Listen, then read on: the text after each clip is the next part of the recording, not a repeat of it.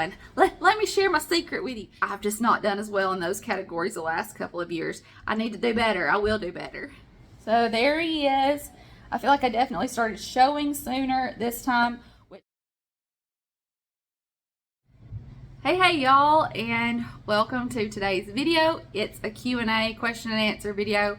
When we hit 10,000 subscribers here on our channel, I promised that we would do this video.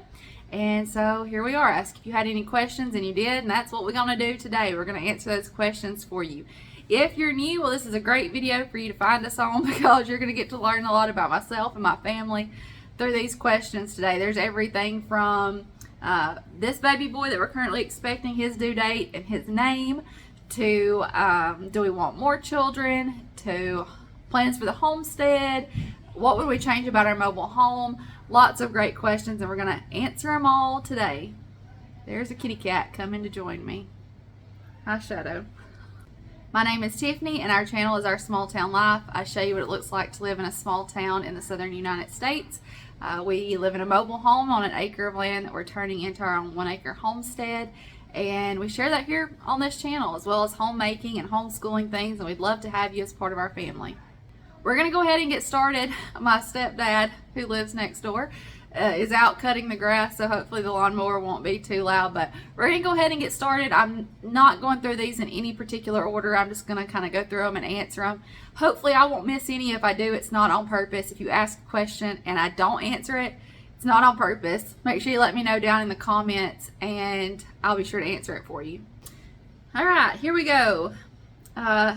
How many kids do you want? That's a good one to start with. So I want 10 kids. I love children, and I love being a wife, and I love being a mom. It's what I definitely feel called to do. There's nothing else I would rather be doing than taking care of my home, being a wife, raising my children. But we are always praying and seeking out what God has in store for our family. And if 5 is the number, then I'm happy with 5. We're currently pregnant with baby number 5, in case you're new.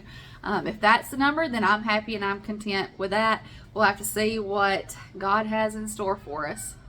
How long have you had your channel? And someone also asked about advice for people who are new to YouTube and content creation for YouTube. So I've had my channel for 2.5 years. And I guess my biggest bit of advice is create content that you love. It definitely comes across, and people can tell if you are creating content that's just what you think is going to get the most views. If you think, oh, I need to do cleaning videos because that's what's going to get the most views, but you don't enjoy filming cleaning videos, then it's going to show.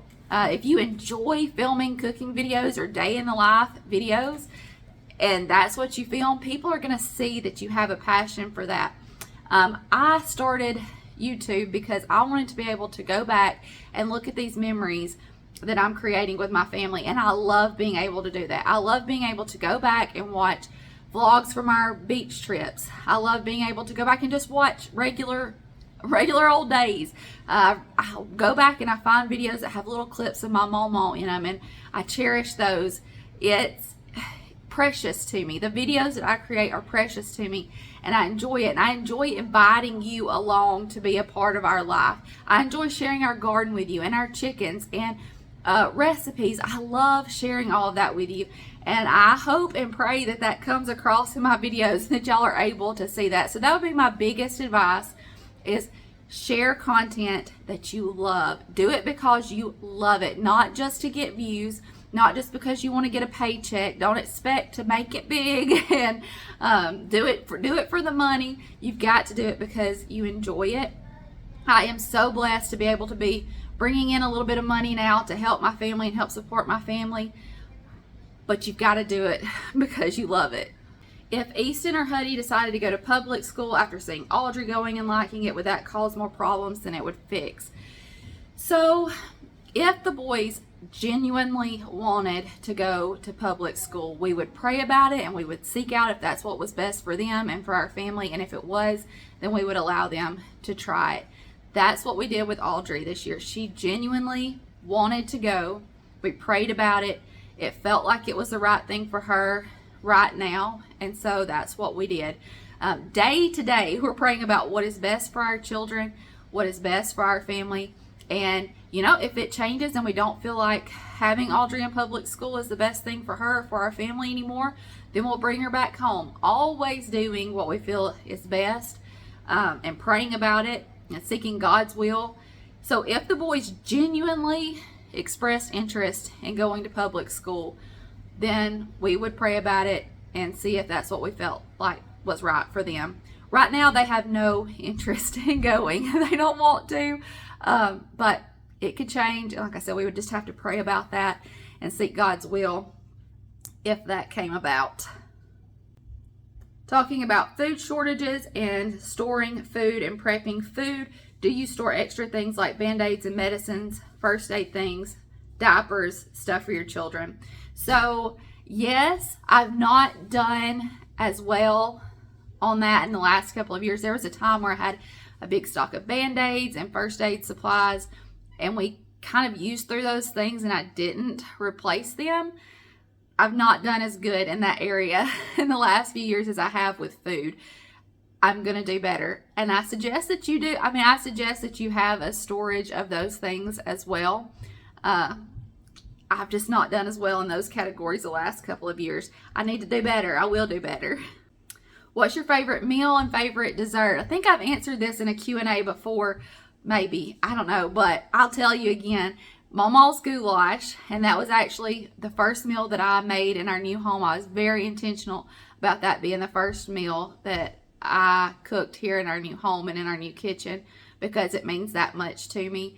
It's very simple, 3 ingredients. I've shared it here before and I'll link it for you, but it's like the ultimate comfort food for me and brings back so many memories. And so definitely Mama's goulash, and then brownie pie or lemon pie would be real close for desserts. Both things that I can remember baking with Mama when I was younger, and something that my family still loves. So I think I've shared both of those here as well. So I'll link them down in the description box. Tips for making your house feel more like a home. So this is something that I've had to kind of teach myself and accept over the years, and I think that once I've kind of come to this realization, it's made my house feel more like a home for me. And that is, my home does not have to look like everyone else's. My home doesn't have to look like it's something off of Pinterest. I just need to put things in my home that make me and my family happy. I need it to be a space that is beautiful, but also practical for day-to-day life. Having a kitchen that has things on the counter, like right now there's a canner and canning tools and vegetables that need to be preserved. That's beautiful. There was a time where I would have looked at that and been like, oh, that canner needs to go in the closet, and I need to do something to get these vegetables off the counter. I need to get this canning stuff put away until right when I need it. But y'all, that's beautiful. That is food for my family. That is a skill that I have learned. And having a working kitchen is a beautiful thing. I used to think that, everything needed to be farmhouse, modern farmhouse, right? And then I realized, you know what? Yes, there are farmhouse pieces that I really enjoy, that I really like, and that if I see something and it speaks to me, I can get that and make it part of my home. But there are other things that I really like too. Like, I'll come across pieces at thrift stores or flea markets and things that, like, man, I just really like that. But oh, it doesn't match. Well, you know what?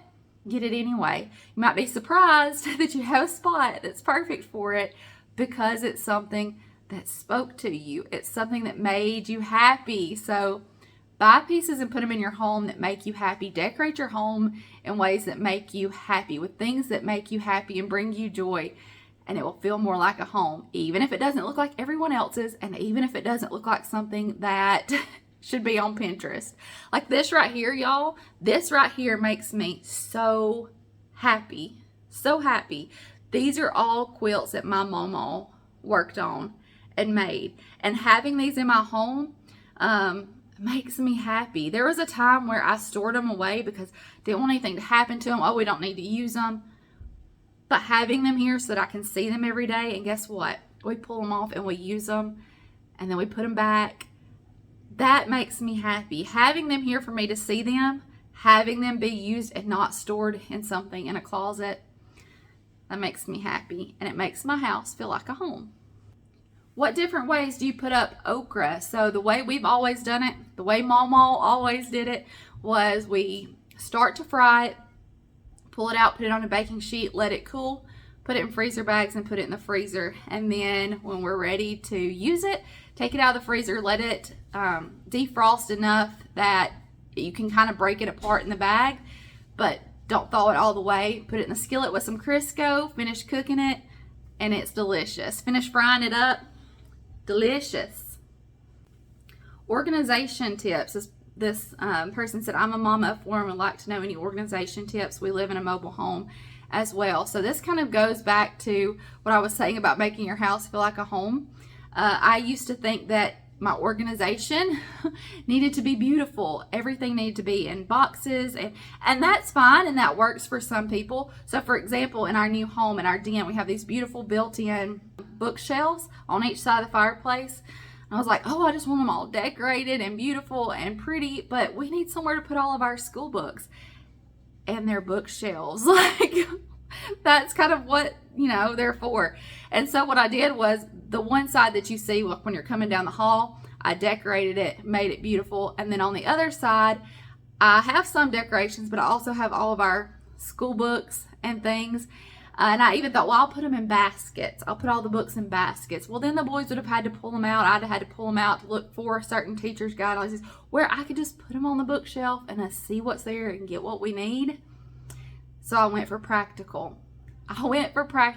Sometimes the best way to stay organized is to do what's going to work for your family. Don't think that everything's got to be in a basket, or everything's got to be just so. Everything's got to be so appealing to everyone that comes in your home. And hey, having those colorful books on our bookshelf, like, that's beautiful, because that's life. That's our homeschool. That's what we do. This is our home. This is where we live. And so do what's practical and what's going to work. You don't have to make everything seem Pinterest worthy, I guess. And utilize the spaces that you have, like those bookshelves. Yeah, I would have loved to just put a bunch of decorations on them, but I utilized the space that we had for something that I knew would work for our family. There you go. There's my tip. How do you keep your kids away from technology? Well, my kids still use technology. They get on tablets and PlayStations and those kinds of things, but we limit that amount of time. And I think that that's probably the biggest thing. There used to be a time where the kids would have said, can I see your phone? I'd be like, sure, here. Can I play on your phone? Sure, here. I don't do that anymore. I noticed that we were all kind of becoming too dependent on it. And so we've recognized that was happening and taken a step back. The PlayStation, you can set a time limit on it. We just be aware. We're just aware of how much time they've been on it. We're aware of when they are on it. And at night, there's a place where it goes and it gets put away. They don't take it to the bed with them or anything like that. It has a spot where tablets and phones and those kinds of things go, and they're put away until they're allowed to get them the next day. And my kids do love being outdoors, and I encourage them to be outdoors and using their imagination. So we have pieces of scrap wood from where we've been working on the porch, pieces of scrap PVC from where we ran water lines and different things, and we let them play with it. Like, they take the wood and build like little forts and houses and different things, and they enjoy that, and that's fun for them, and so I encourage it. Maybe that's another way that I keep them off of technology, is encouraging things like outside playtime. Are you going to get a cow for milk? And are you going to get the pigs you talked about? Are you getting more eggs from your hens? So yes, we are getting more eggs. We're getting about 4 to 5 eggs a day right now. And a cow for milk, that's just really not practical for us and the space that we have. Could we do it? Yeah, I guess, but we would have to have fencing that we could move every day, and we would have to have shelter that we could move every day. It would be tough. What's what's more practical for us is to have milk goats on the space that we have. That's always been our plan. The reason why we haven't done that yet is so our land connects to my mom and stepdad, and so there's some areas that we kind of share, I guess, and they have a shed that they're actually in the process of cleaning out to tear down and rebuild a barn. And the plan all along has been to have a milking area inside of that barn and have the goat fence kind of come up to it. So we've been waiting on that. Here lately, I've thought about doing something that's temporary, putting up some fencing and shelter and things that are temporary and going ahead and getting goats. I don't know. We'll have to see. If we'll just, I guess, see the timeline for, you know, this other area and getting that things done, and then decide if we want to go ahead and do something temporary. I just didn't want to do something that I knew I was going to have to take down and redo, but we'll see. We may go ahead and do that. I don't know. The plan is milk goats, though. That's the plan, and it's something that we're really, really excited about. Now, as far as pigs, I've always said that pigs are one thing that I'm just not excited about. Been there, done that, seen that. I know how that goes, and it's just something that I'm not super excited about. But that doesn't mean that we don't do things that we're not super excited about if we know it's best for our family. And it's not, I would be excited about food for our family. I would be excited about being more self-sustainable. Just not excited about raising pigs. I don't know, though. It may be one of those things that once we started, I'm like, oh yeah, okay, I really like this now. Like, I really enjoy this now. I've been on the fence about that. We do have a local farmer that we can get our pork from, but I would love to have it here on the homestead and be more self-sustaining when it comes to that. So I've gone back and forth on it. There's actually, right now would be the time. We could get some pigs right now to raise. So we need to make that decision. Kind of leaning towards buying our pork for this year one more time, and then next year looking into raising our own. We'll have to see. It's definitely something that I eventually want to do, to be more self-sustainable, to have that here on our homestead, to have our pork supplied here on our homestead. I just don't know when it's going to happen. Will new baby boy share a room with his brothers eventually? Yes, eventually. Right now, Wyatt is in the room with us, and then Easton, Huddy, and Audrey all have their own room. And eventually, Wyatt will move in with Huddy, and then in a few years, because they usually stay with us in our room until they're 2-ish. So it'll still be a little while, but then we would do some more rearranging. The older boys would probably share, younger boys share, but it'll be a while. I guess the next step will be Wyatt moving in with Huddy, but we're not rushing that either. How do you seem to stay so positive? I definitely have moments where I'm not, and I would never want to come across as not struggling with that sometimes, but I do a lot better than I used to, and I think that's because I have come to realize that whatever's going on right now, whatever might be making me unhappy right now or angry right now, it's not going to be that way forever. Whatever I'm struggling with right now, it's not always going to be that way.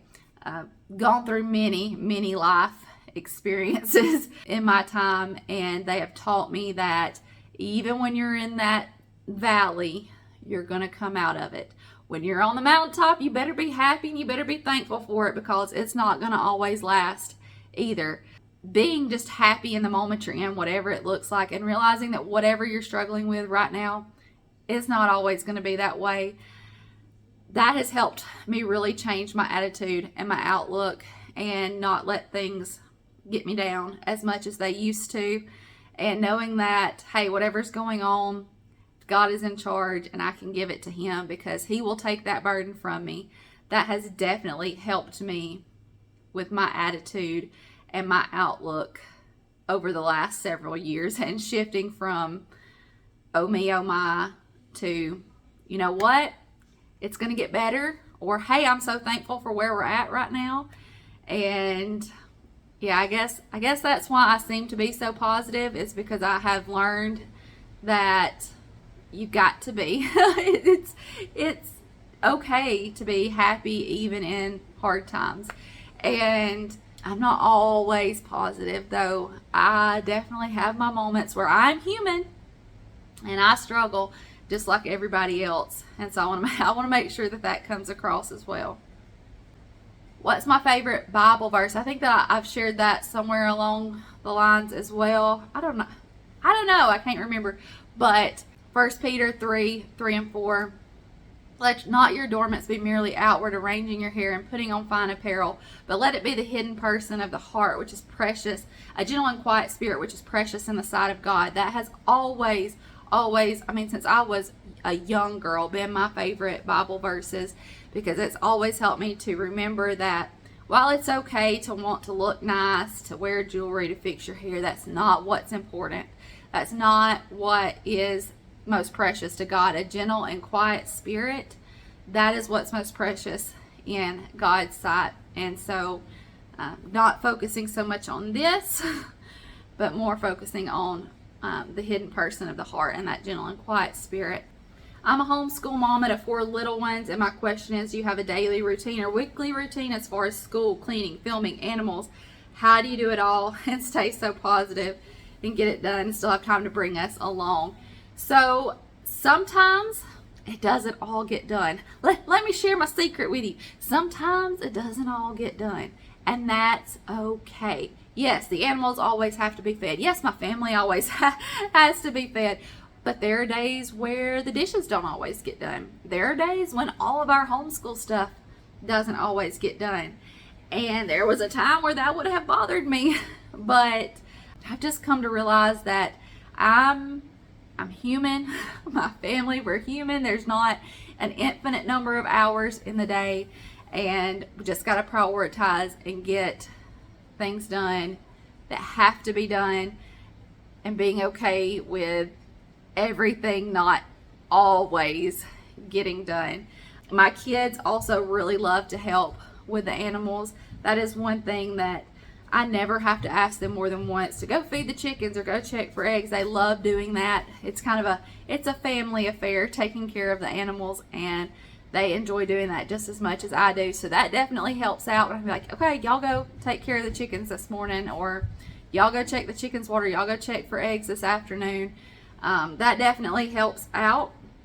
And as far as filming, like it does take extra time to set up the camera to get certain shots or different things like that. It does add time to things, but I love doing it. I love bringing you all along. It's kind of my me thing. And then I'll edit when everybody's asleep or before everybody gets up, and that's just some time to myself that I'm doing something that I enjoy doing. As far as like homeschooling, taking advantage of the time that, I said there's not infinite hours in the day, so taking advantage of the time that I have. So for example, if I need to wait until Wyatt naps to do school with Huddy, then that's what we do. If Wyatt is playing and I think we can start school, then we may start school, and then I may have to say, okay, we'll finish when it's nap time. Utilizing the time that is given to us, even if it doesn't look the same from day to day.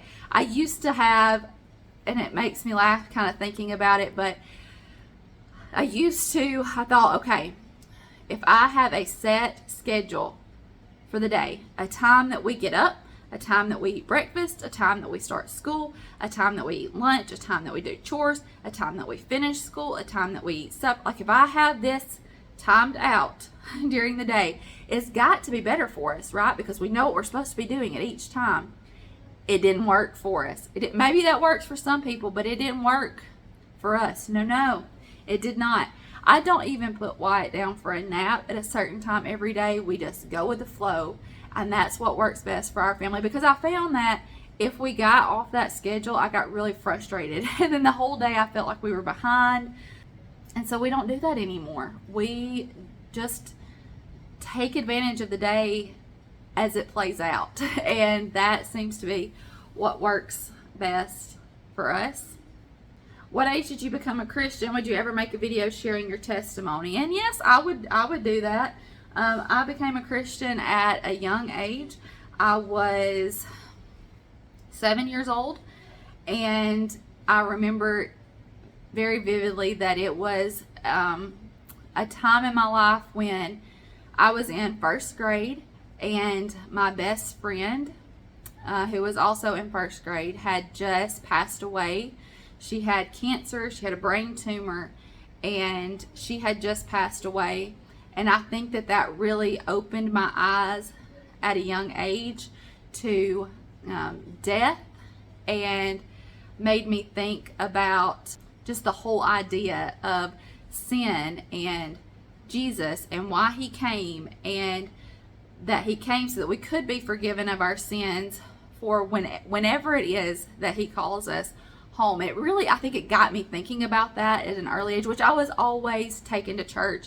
I always went to Bible school. I was always told these things and taught these things, so I'd already heard it. I think that just really opened my eyes at that age, and really allowed God to start speaking to me even at a young age.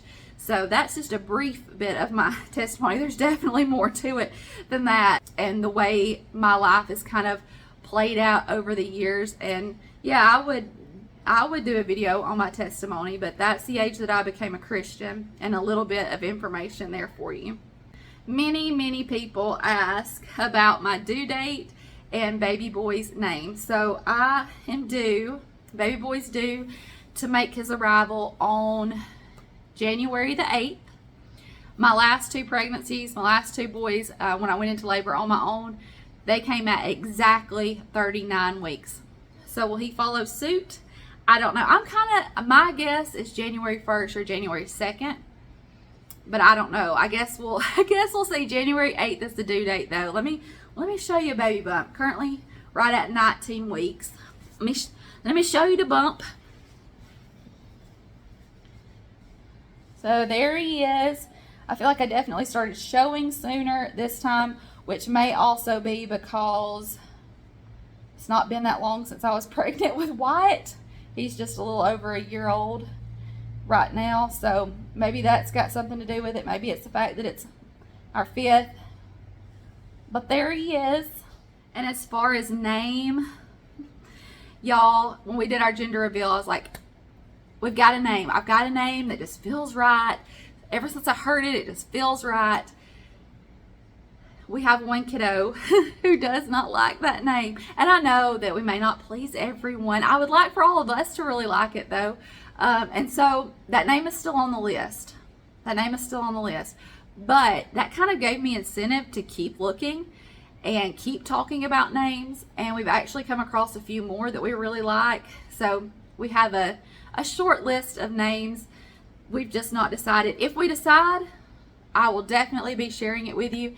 I don't really plan to wait if we decide on a name, but who knows? This may be the baby where I'm like, we're just going to have to see him to decide what his name is. I don't know. If we decide, we'll share it. I've never not had a name going into delivery, but I guess there's a first time for everything. Some of you had asked about Easton, and when he was so very sick was about the time that I had asked if anybody had any questions. And so several of you asked about him and how he was doing. And I have let you know since that he is better, but it took a long time. He was sick for at least 10 days, like sick. And there towards the end, like those last few days, it scared me. I don't usually get that way. Like, I know kids are going to get sick. I know we're going to have stomach viruses. But y'all, he was so sick that it scared me. Justin, that one night when he came home, he was like, do we need to go ahead and take him to the emergency room? Like, that's where we were. Even though he was still drinking and eating popsicles and things, he was definitely getting dehydrated. He couldn't hardly make it from the couch to the bathroom. He was so sick, so pitiful. We took him to the doctor. They did an x-ray, said everything looked good. They did a bunch of tests to see if it was something that he needed an antibiotic for, because that's where we were kind of at, thinking, well, if this was a virus, it would have probably gone away by now. Is it something that's bacterial and he needs an antibiotic for? it all came back negative. It came back negative for every virus, for every bacteria that they tested for. It was all negative, which I guess is a good thing. But then it's also like, oh, because when they called and told me that he was still sick, and I'm like, but he's still sick, like something's wrong. And I'm like, well, I guess it's a virus, probably a virus that we, that wasn't tested for. Keep him hydrated. If you think he's getting dehydrated, bring him in. And then he started getting better right about that same time too. So, I was so worried about him, y'all. And, thank y'all for praying for him. Thank you for thinking about him. I know that definitely made a difference. I know that prayer makes a difference. And so thank you so much. And I'm so glad that he is better.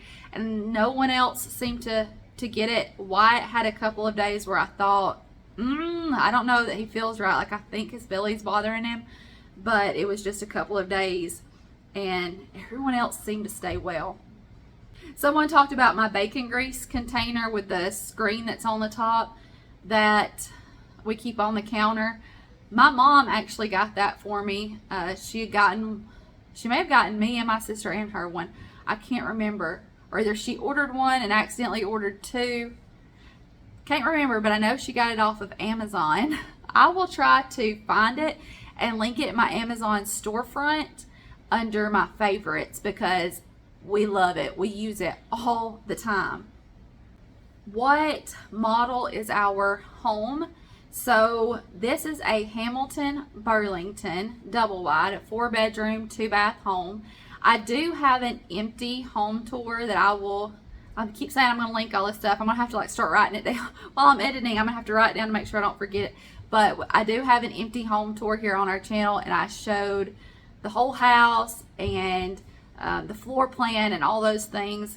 So you can see that. I'm going to do another house tour. And I'm going to do it soon. I kept putting it off because I was like, I want everything to be just so-so. I want all of our outdoor living spaces to be just so-so. And I want to make sure we've got furniture in our living room. That's one thing that, this is the first time we've ever had a living room and a den. So we have furniture in the den, which is where we watch TV and spend our time. But here in this living room, we've really just put the piano and some of the kids' toys. They use this area to play. And so even when I do put furniture in here, I think I've decided that I'm going to do just something small so that they can still play here because, that's what they've utilized this space for and it's worked really well. So why change that? But I do want to have some furniture in here. So I kept putting it off. Oh, every space needs to be decorated. Every box needs to be unpacked. Y'all, we've still got boxes that haven't been unpacked. And I've come to realize that that's going to take a lot longer than I originally thought. We're working on our back deck, but we still haven't started on the front porch.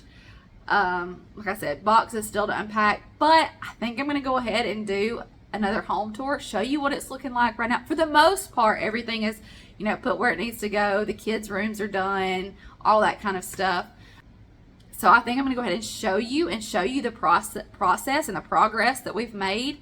And then as things continue to happen, just continue to share that with you. So I think we're going to go ahead and do another home tour very soon. We're looking into doing a manufactured home. Are you glad you did it that way, or do you wish you would have built? And someone also asked if there's anything that we have noticed since we've been in the home that we would have changed or done differently. Wyatt just woke up. Did Sissy come get you? There's a smile. Hey, sweet baby. No, I wouldn't do it differently. I would still go this route. For us, when we were first looking at building, we did look at that as an option, but right now that timeline was something that would not work for us in the season that we were in. The cost right now to build a home is something that would not work for us in this season that we're in. So we chose to go with the double wide because, one, we could get it out here on the land faster, and two, we could get more for our money. There's no way that we would have ever gotten, like I was talking about, a living room and a den and 4 bedrooms and a kitchen the size that we have, with the storage that we have, the pantry the size that we have. We would have never been able to afford that if we had built a home. There are definitely things that we've noticed. Like, I didn't really realize, I guess, that even with a new home, and I'm sure this would be the same way if we built a home, we've never done that before. Never gone from nothing to a home. Never gone from raw land to a home before. And never had something brand new before. There are still kinks to work out even in a brand new home. You find things that you're like, oh, well, I didn't expect that even in a brand new home. There are still little pieces of blue tape. If you've been around here, you know about my little pieces of blue tape. There are still things that they have to come back and fix, but they are going to. And it is going to get done. And they have promised me that it will get fixed. But yeah, that's something I didn't really expect. I remember walking around and being like, but that's not right. That's messed up. What's going on there? And being like, oh my gosh, this is a new home. But they have fixed those things and are still working on fixing those things. So I don't know, that's just something that I didn't expect. There's nothing that I would change though. I really like, so for example, something that I almost didn't do was I kind of started thinking about the utility sink in the laundry room and thinking, is that something we need? Or would it be better for us just to have a counter space? And Justin was like, no, we need a utility sink. A lot of y'all said, no, you need a utility sink. So glad that we got the utility sink. It gets used every single day for something or another. So glad we got the utility sink. The thing that you might remember me talking about is there are some areas of the home that are not sheetrocked. So some areas are, and then some areas are that board and batten traditional like trailer wall, as people like to say. And that bothered me at first. I really wanted it to be all the sheetrock. But in order to do an all sheetrock home, we were going to have to go with the sister company of these builders, pay an extra like $40,000 to $50,000, decide on a different floor plan, and I didn't want to do that. Wasn't going to do that. So we said, you know what? We'll eventually just go back and sheetrock at least the kids' rooms. Y'all, I don't think I'm going to do that. I don't think I'm going to do that because, and I know a lot of it has to do with the paint that was used. I know they're Sherwin-Williams paint colors, but as far as like the finish, what actual paint they, like, I don't know. I can clean the walls, but you have to be very careful. Those other walls though, like what's in the kids' bedrooms and in the laundry room, I can wipe those suckers down, get just a damp rag, clean them off. They clean so much easier than any painted sheetrock wall I've ever had. And so I don't see myself changing that in the kids' rooms because it's just so much easier for me to go in there and wipe down where they've put dirty hands on the walls. In their bathroom, those same walls are in their bathroom. When they come in, they got dirty hands. I'm like, go wash your hands, but they touch everything on the way to the sink. I can go in and wipe those walls down so much easier. So I don't know that I'll change those walls, at least not anytime soon. Your complexion is beautiful. Could you do a video on your morning routine, putting on your makeup, how you make your eyebrows look perfect? I don't always look perfect, but thank you. You're beautiful inside and out. Thank you so much. That is such a sweet compliment. And yes, I have kind of been thinking about that and doing another updated morning routine. I've done that as our seasons of life have changed and as we've been, in our rental home and then living with my mother-in-law and then here. I've done it for mornings where we weren't schooling, and I've done it for mornings where we were doing school. And I love going and looking at those and seeing kind of how it's changed. So definitely been thinking about doing another morning routine video, and I will include in that the skincare that I use and the makeup that I use, but I don't really use a whole lot. It's not very complicated. I actually have quite sensitive skin, and so I have to be careful about what I use. So maybe that will be helpful to y'all to see what I can use and what works for me having sensitive skin. But yeah, thank you for the compliment. Someone said, are you not homeschooling this year? And I think that was just some confusion because Audrey's going to public school. And then somebody also said she's going back to public school. I thought she was homeschooled last year. So she was. All of my children have been homeschooled for the last several years. Audrey has, however, gone to public school before. She started school in public school and then we brought her home. So she's going back to public school just because she has been before. But all of my children were homeschooled the last few years. And Audrey is the only one that has gone back to public school this year. The boys are still homeschooling. How is Audrey liking middle school? She's only gone a couple of days, But so far, I think she's really liking it. She seems to be enjoying it. We'll see if that continues, I guess. Which homeschool curriculum do you use? I will link the unbox. Here I go again. I hope I remember to link all these things. This year we're using BJU Press. We're doing that across all subjects for both boys. And I am teaching Huddy, and Easton wanted to do the videos this year. It's not something where he has to be online at a certain time or a live class or anything like that. It's just videos that he can use for instruction, and he's really enjoying that. The only thing that we found, this is our first year doing Bob Jones, the only thing that we found is if we do all of the subjects every single day, it is time consuming. It is a very in-depth curriculum, which I love.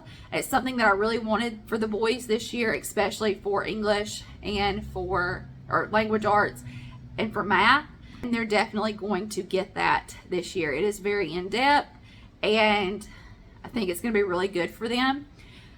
But it takes a long time if we do everything. So for example, English or language arts is broken up into English, spelling, and reading as 3 separate subjects. If Easton watches all the videos and does all the work for every subject, it takes him a long time. With me sitting down with Huddy, I can look at it and kind of skip over certain things, or recognize what we need to spend a little more time on and what we don't. And so for his day, it kind of goes a little bit faster. Plus, he's in like 1st to 2nd grade. We're doing some 1st grade stuff, some 2nd grade stuff. He's my 2nd grader, but we're doing what's best for him. And so they've kind of condensed that down a little bit more. It still takes us a little while, but with Easton watching the videos, it takes a long time. But I love how in-depth it is. So we're changing some things up and making it work for us. We're going to be doing some of those subjects every single day. Some of them we're not doing every single day. Some of them I'm going through and picking lessons instead of doing every single lesson.